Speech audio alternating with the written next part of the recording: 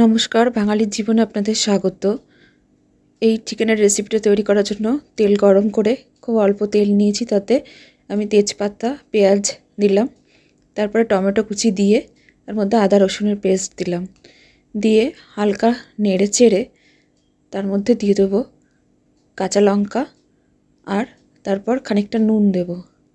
দেওয়ার পরে পেঁয়াজটা যখন নরম হয়ে আসবে তার মধ্যে দিয়ে দেবো বিভিন্ন রকমের সবজি, পেঁপে, বিনস, আলু, গাজর, যেগুলো পুষ্টিকর, শরীরের জন্য ভালো সেই টাইপের সবজিগুলো এর মধ্যে আমি দিয়ে দিলাম।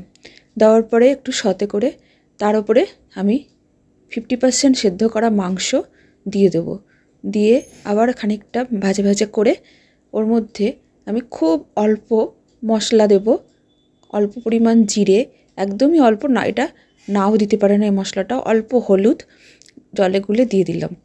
দিয়ে মশলাটা গন্ধটা চলে যাওয়া পর্যন্ত, কাঁচা গন্ধটা চলে যাওয়া পর্যন্ত হালকা ঢাকা দিয়ে রেখে দেব, যাতে ওটা কাঁচা গন্ধটা চলে যায়। এরপরে পুরো সবজিগুলো সমেত মাংসটা আবার আমি প্রেশার কুকারে দিয়ে দেবো। প্রেশার কুকারে মাংস সেদ্ধ জলটা রয়েছে তার মধ্যে দিয়ে দেবো।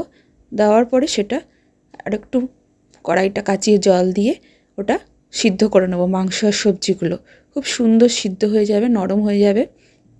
তারপরে কড়াইয়ের মধ্যে এবার দেব খানিকটা বাটার, গোলমরিচ গুঁড়ো আর আগের থেকে সিদ্ধ করে ঠান্ডা করে রাখা দুধ দিয়ে ফুটিয়ে মাংসটার মধ্যে এই দুধ আর মশলা সমেত বাটারটা দিয়ে দেবো, মরিচ সমেত দিয়ে খানিকটা ফুটিয়ে নেব।